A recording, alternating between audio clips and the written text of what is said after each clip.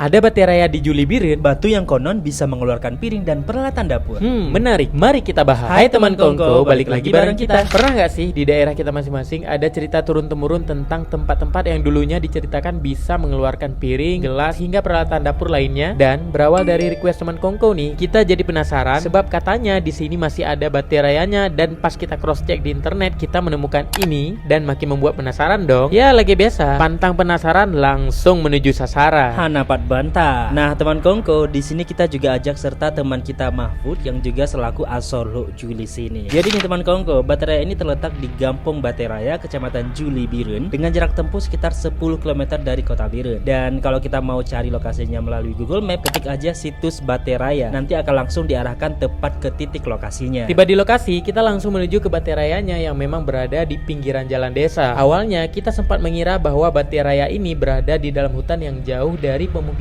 warga. Ternyata malah berada tepat di lingkungan perumahan warga, dan inilah Baterayanya. Secara penamaannya cocok sih ya, Bateraya atau batu besar, sebab memang ukuran batunya sangat besar. Bahkan nih nama desa ini sendiri juga diambil dari nama Bateraya ini. Dan kondisinya ya seperti ini. Di atasnya udah ditumbuhi oleh pepohonan. Dan kita juga naik ke atas batu ini karena penasaran. Tapi pas naik kita juga harus hati-hati nih, karena takut-takut mugule buka oleh gabuk gop bantabo gampung.